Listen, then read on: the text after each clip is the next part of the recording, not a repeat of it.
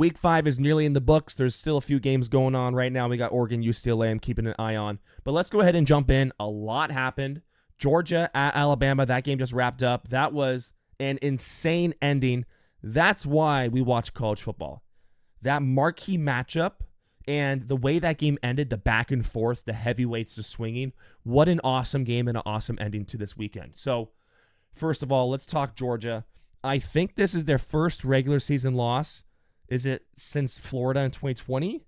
I think that sounds right, because 2021, they won the national championship but lost in the SEC championship game to Alabama. 2022, they go undefeated. 2023, they lose again to Alabama in the SEC championship game. So they were due for a regular season loss, and Jalen Milroe and Kalen DeBoer handed it to them. But what a crazy fourth quarter that was, and I got to pull this up here because there was a ton of back and forth. So first of all, let's say this. Bama was out to a 28-0 lead early with 12 and a half minutes left to go in the second quarter, and it felt like, I don't know, not that the game was over, but a 28-0 lead, I mean, you're building a lead that is kind of impossible to overcome. At least that's what it feels like.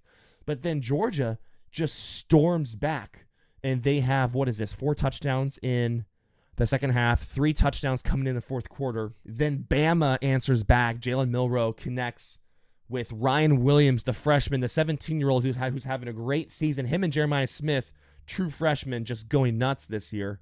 But you have 2 heavyweights going back and forth, and you had 4 touchdowns in the matter of 7 minutes to end this game.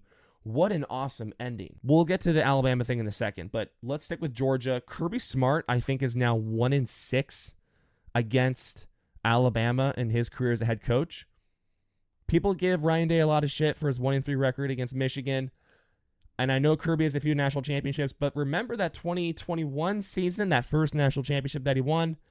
Alabama and Bryce Young and Jameson Williams were dicing up that Georgia secondary for the second time that year before Jameson Williams got hurt. So, I don't know. I just kind of want people to have that same energy with Kirby Smart and his bad record against Alabama, like a lot of people come after a coach like Ryan Day. Jalen Milroe went 27-33 for 374, 2 touchdowns. He had 1 pick, but a very efficient night through the air. He also had 16 carries for 117 yards and 2 touchdowns.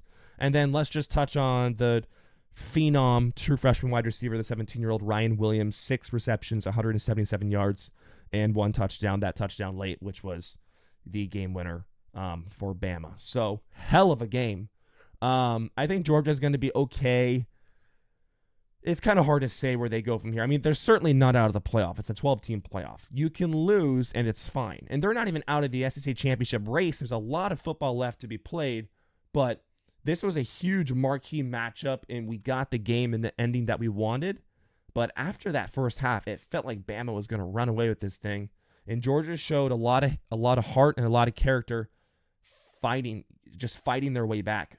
Carson Beck, 27-50, 439, 3 touchdowns, also had 3 picks. I think he had a fumble as well, if I'm not mistaken. So a little bit of a rough night for him. It felt like in the fourth quarter, he started to find his stride, and he did. You could see that he was seeing the field at that point, but then he had that pick at the end of the game. I think there was about 40 seconds left. So I understand the matchup, and that's a big target for them. They're going up against a freshman corner. So they like that matchup, but it kind of felt like he just forced that ball and forced that throw. So maybe got a little too eager, was a little too excited in trying to force that ball in and get that late score. But hell of a game. This was the ending I was hoping we were going to get, and what a crazy night. Okay, let's stay in the SEC. Let's talk Kentucky and Ole Miss. Kentucky hands Ole Miss their first loss of the year, and I saw a tweet today that said, Lane Kiffin is just the James Franklin of the South, which kind of seems about right, not going to lie. Seemingly a good team every single year, but not a great team and can't get over the hump, can't beat an Ohio State, a Michigan, a Georgia, Alabama, or in this case, can't beat Kentucky at home. Not a good loss. I mean, no loss is good. But here's the thing, it's not quite panic if you're an Ole Miss fan, because the 12-team playoff is kind of made for these teams like a Penn State, like an Ole Miss, who, yeah, they're not going to beat Ohio State or Georgia, and they may not win their conference, but, you know, if you're a 1 or 2 loss team in the regular season, you'll make the playoff most likely. We'll have to see how the rest of the field plays out. But if Ole Miss runs the table and they're a 1-loss team, they're in the playoff no matter what. So That's what I'm excited about with the 12-team playoff is, these teams like Ole Miss and Penn State, if they aren't winning these marquee games, or if they're messing up, right? If they're losing games they're not supposed to lose, again, you can't lose 3, 4, 5 games. We have to see how the field plays itself out, but Ole Miss will have opportunities to come back around and prove to people that they're worthy, and they can still be on the track to make the 12-team playoff. Let's go ACC. Let's go Clemson, who could sneakily win the conference. And if you look at their schedule, which I got to pull it up right here. So they play at Florida State next, at Wake Forest, and then Virginia, Louisville, Virginia Tech, Pitt, the Citadel, and South Carolina. So Louisville, sure, solid program, but there's not a game on here that Clemson can't win. I'm not predicting that they're going to, go 8-0 in the rest of these games and win out the regular season with their only loss being to Georgia week 1. I will say this, and we know this already, there's no program in the ACC where you look at them and go, oh, that's a problem.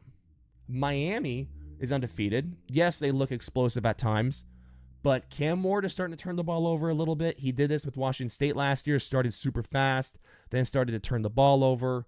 He's going to continue to have those negative plays. Yeah, he'll have the highlights, and people will point to the big plays that he can make with his arm and with his legs, but he is going to turn the ball over a little bit. So, there's just no program in the ACC that is a for sure lock to win.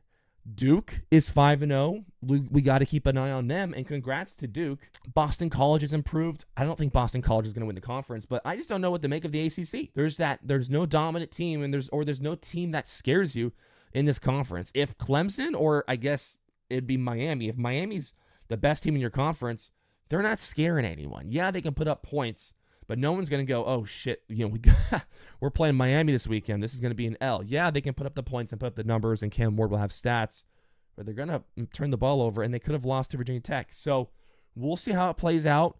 Cade Klubnik still trying to improve, had 5 touchdowns today. I am not a Clemson fan. I don't always have the most confidence in Dabo Swinney at this point in his career, but they're hanging in there. They're quietly winning these games. They're under the radar, which is a great spot to be in for a team like Clemson, and they're in a perfect conference where Florida State's bad. You don't really know what to make of Miami. You got like Duke and Boston College and these other teams that have won some games, but they're in a really good spot, flying under the radar, and they can sneak up and win this thing if they continue to stay on this positive trend.